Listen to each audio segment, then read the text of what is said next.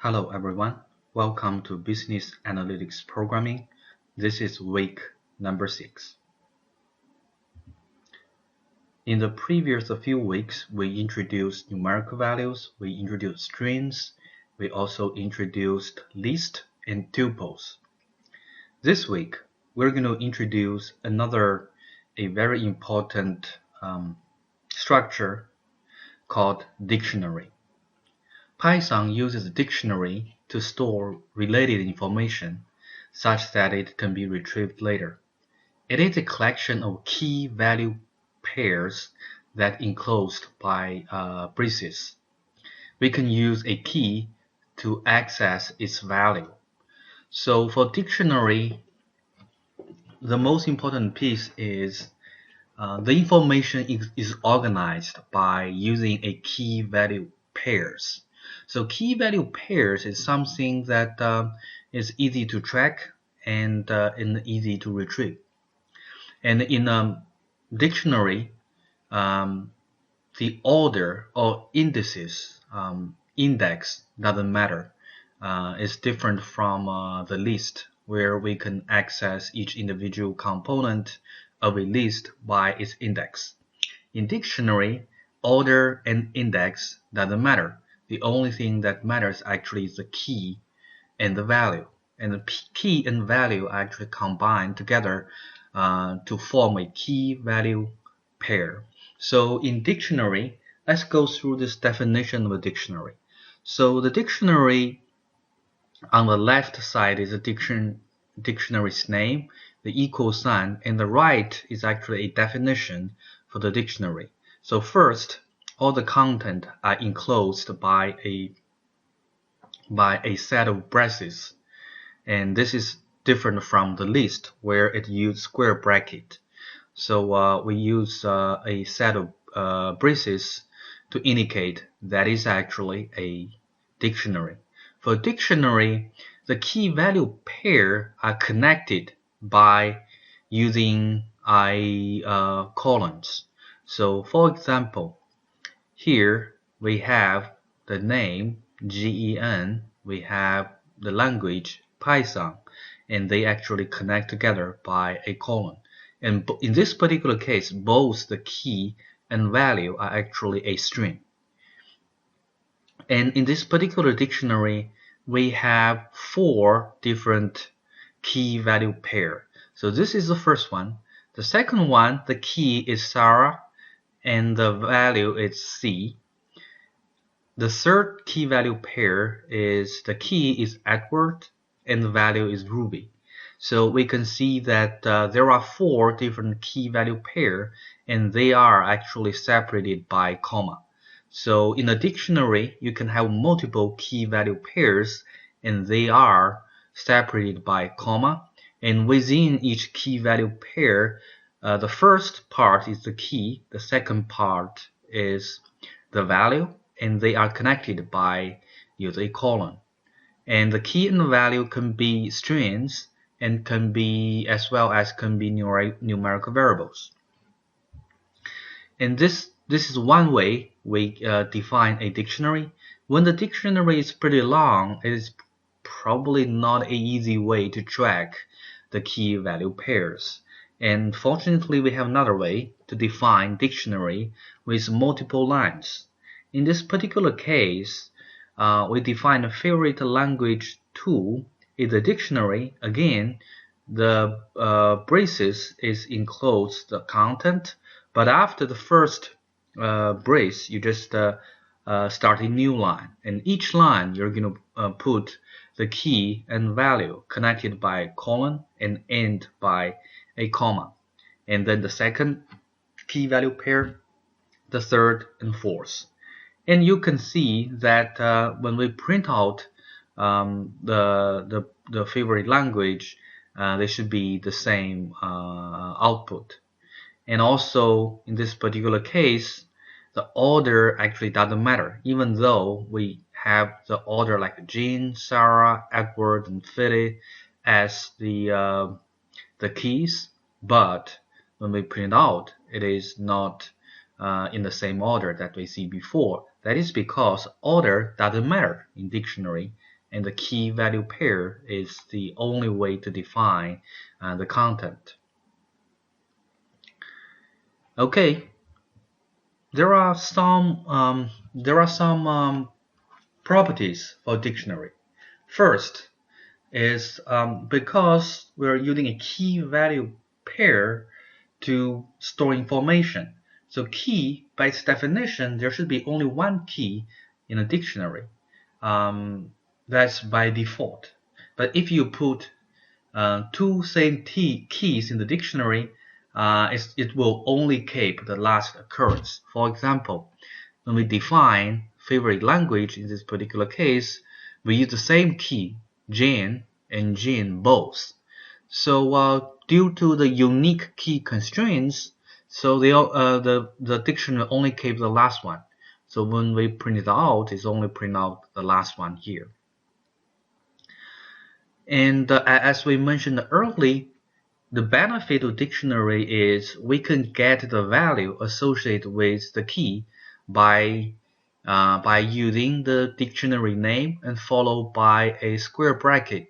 Within the square bracket is the key.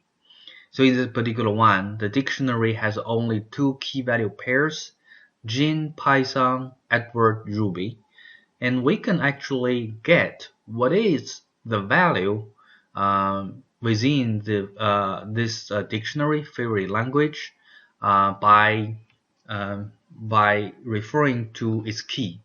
For example, the favorite language square bracket with Edward inside will give us the value, which will be Ruby, and we print out the first line is give us Ruby. And because the value is actually a string, we can apply any of those methods that we learned in the past for string, like title, upper, lower, etc. In this particular example, let's use the upper method for a string, and then which will convert any lowercase to the capital letter, and then we see it is capital letter Ruby. So this simple example tells us we can use the key to extract the value associated with that key, and once we extract that value, and based on what format for that value, we can apply different methodology that is available for that particular objects. And this is one way we can extract the value from a dictionary. We can actually also add key value pairs by using a very similar way. So in this particular example, we define a DICD_1 as a dictionary, and you can see initially there's nothing inside. We call that an empty dictionary. Okay, now we add a first element. We want to add one element. We call the key to be first and the value to be Python. In both the key and value, they are all strings. And then initially it is an empty dictionary. By run this line, we actually have a key value pair is first Python. And then we add another key value pair. In this particular case, the key is second and the value is Ruby. Okay, after running the first three lines, we know that DICD_1 has two key value pairs. One is first Python, the second one is second Ruby. Now let's print it out. You can see it is indeed second Ruby and first Python.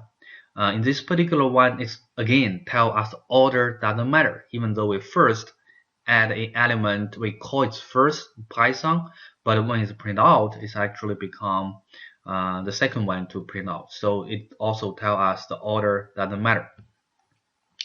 And we used the string as the key and the value in the past. But in fact, the index, the key and the value can be any numerical values or strings or other format. So for example, we can define DICD underscore 2 equal to a braces we have 501 minus 3.54 268. The key is 500 and the value is 1. The key is minus 3.54. The value is 268. Now let's print out what is like the value associated with the key minus 3.54. It is like show us 268. So that is one way we confirmed the key value can be sorry, there's a typo here. It should be key and value can be numerical or string or other forms, other format.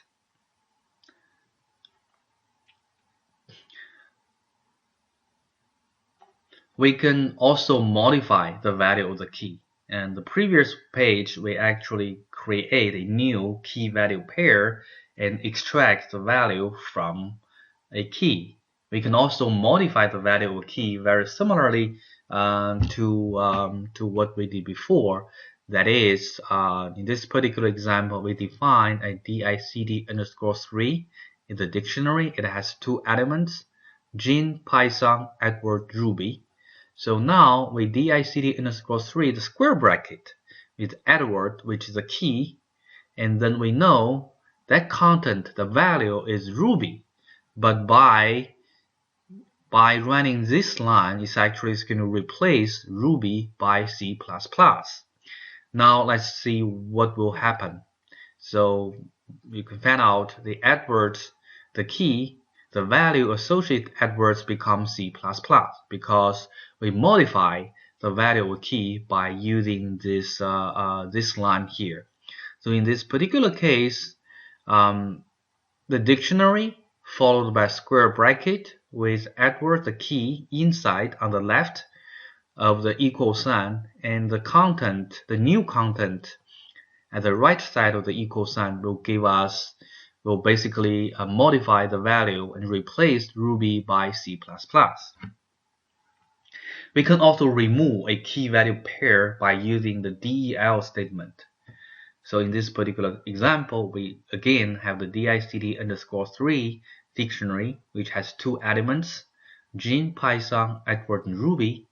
Now let's use the DEL, DICD underscore 3 square bracket and Jean inside, basically by identify the key within this particular dictionary, we can remove the key value pair. And after that, let's print out, we found out there's only one key value pair remain in this dictionary. Now let's introduce three very frequently used methods for dictionary. It is very similar, like for string, we have like upper, lower, title, those different kind of method associated with the string variable. And we also have a few different methods associated with the list. So for dictionary, we also have different methods associated with the dictionary. And there are actually many more methods than those three, but those three are widely used. So those three different methods is called keys, values, and items. Keys actually will return a list contain all the keys in a particular dictionary. Value method will return a list contains all the values in a particular dictionary. Items method will return a list contains all the key value pairs. Let's look at the example here. Again, the favorite language contains 4 key value pairs. And we know the keys are Jean, Sarah, Edward, and Philly. Let's do it. Okay, we print favorite language dot keys parentheses. So remember that to apply a method to a particular data structure, we need to use the dot operation here. And the output is actually, as we expected, is Sarah, Edward, Phyllis, and Jean. And again, order doesn't matter. So the next one is favorite underscore language dot values parentheses. This is how to call the value method for a dictionary. And we also know the value are C, Ruby, Python, and Python. And the item method for a dictionary will return all the key value pairs. In that particular case, it's actually returned 4 key value pairs for the favorite underscore language dictionary. So those 3 are actually the most common methodology method for a dictionary. Of course, there are more methods associated with a dictionary. Actually, in most cases, we are actually use the for loop for the key value and key value pairs.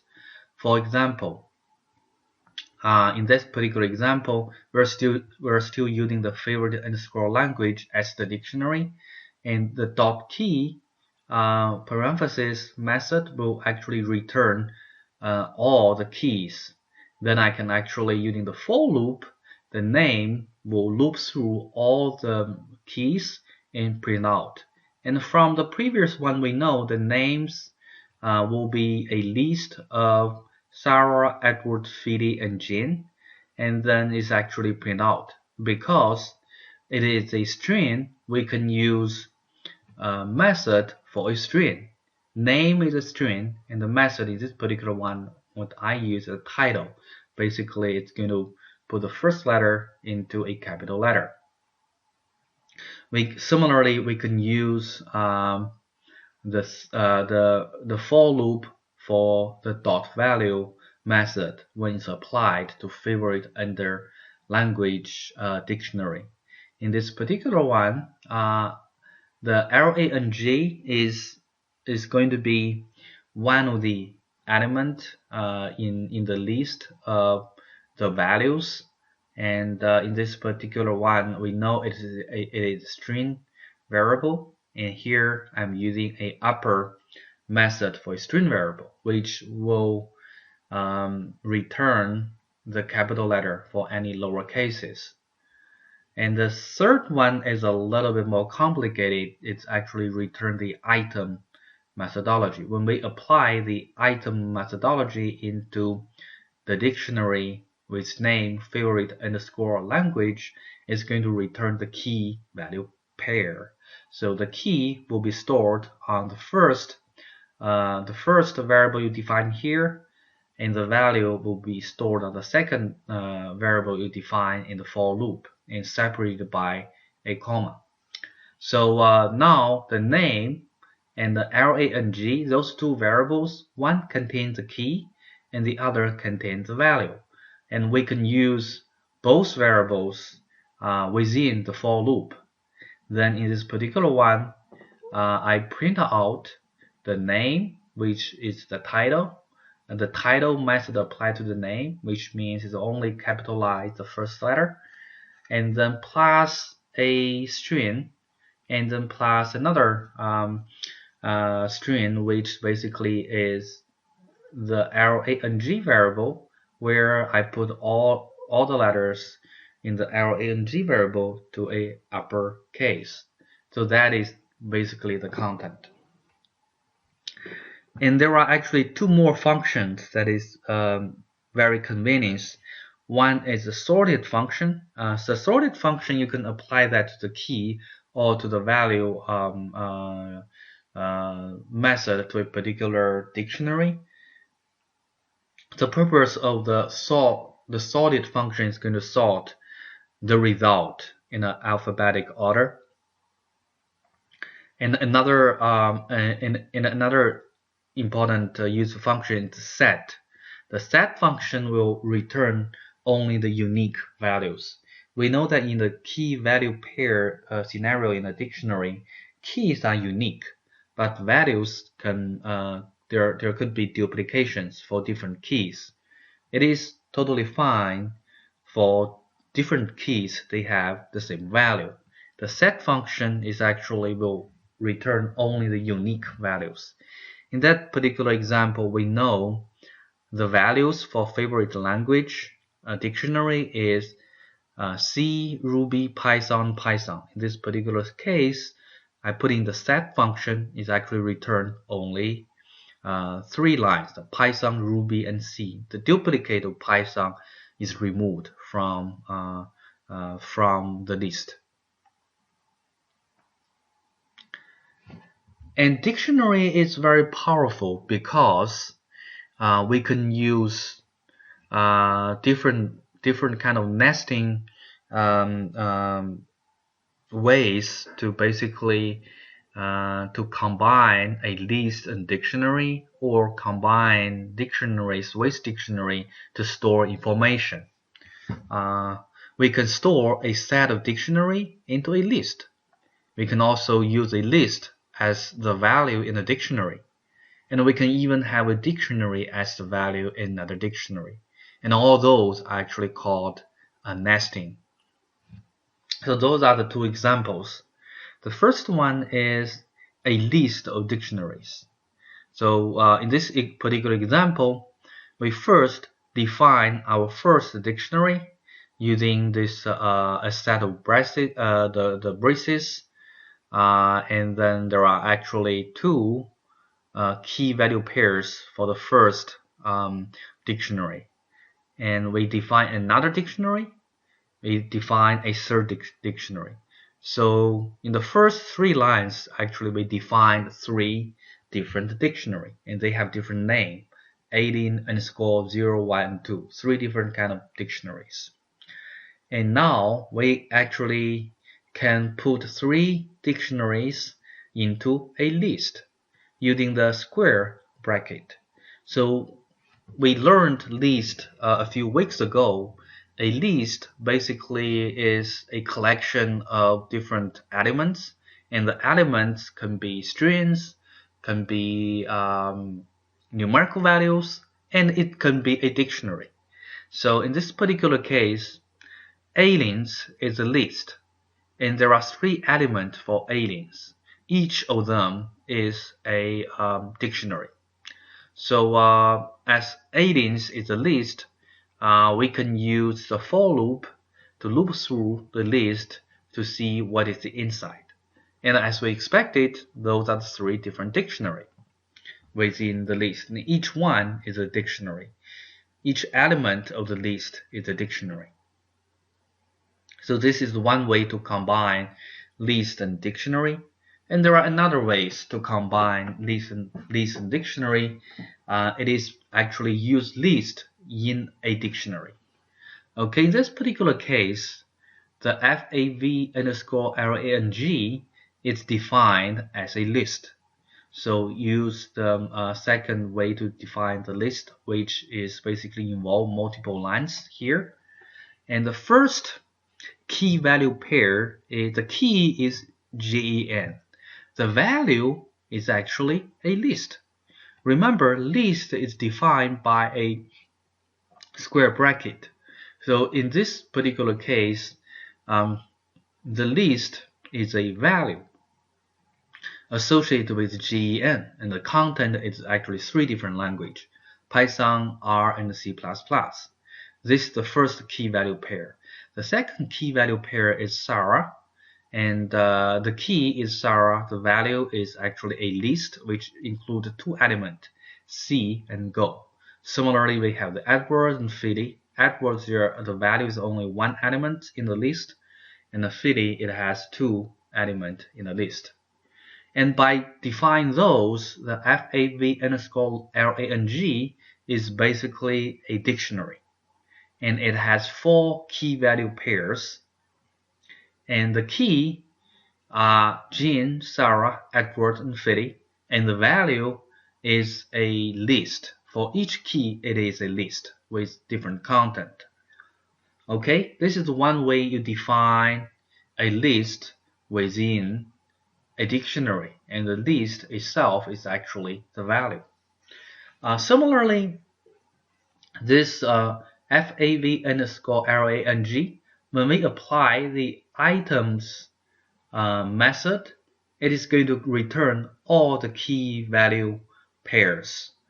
And the key value pairs is going to stored into, the key is going to store in the name variable, and the values is going to stored in the rangs variable. And because the name is a string, the rang is a list, so the value will be list, so the rangs is actually a list. In this for loop, let's do this. We print the name, apply the title function to the name, and then plus language R, and then basically it's going to print out Jane's language R, and then we create another for loop. This for loop, because rangs, it is a list. It contains different languages. So to print out the list, what we can do is we use another for loop, and then we use rang in rangs. So the rangs is a list, the rang is a particular string element. And we want to print one language per line. And then as we expected, it's going to return Sarah's language are C and Go, Edward's language are Ruby, Philly's language are Python shell, and Jane's language are Python, R, and C++, as we expected. This is actually how we construct a dictionary where its value is a list. And so it is a very useful piece of information, and actually you're going to see, you're going to leverage a very similar structure for a homework problem for this week. Okay, homework. This is the homework number 5. It is going to be 3 points, and the due date again is Sunday night, 11:59 p.m. First is read chapter 6, the textbook, dictionary, and understand the details of a dictionary. Type and run all the Python code in chapter 6 of the textbook with a Jupyter notebook in your local computer. Remember last week I showed you how to install the Anaconda into your local computer, and then showed you how to use the Jupyter notebook to run Python. So this is the time for you to show your skill. Once you type in and run the result, save your notebook with code and run result into a HTML file and submit it to the college. Business Analytics 523 student, you need to do an additional step. At page 115 of the textbook, try it yourself, 6-9, fill the places. Finish 6.9 in a Jupyter notebook in your local computer, and save your notebook with code and the result to an HTML file and submit it to the college. And as I just mentioned, please check the previous page, the nesting page in the PowerPoint deck, and especially the section of use list in the dictionary. You can use the same kind of structure. For BUSA 523 student, please remember to finish all 3 tasks above to get a full 3 points. And for this homework assignment, we do have extra credit activities. It is 1 point for both 423 and 523 students. Please provide feedback of this course. It can be short or can be long. Just let me know what's your thought of the course, such that I can modify or change the content accordingly. Thanks. Bye.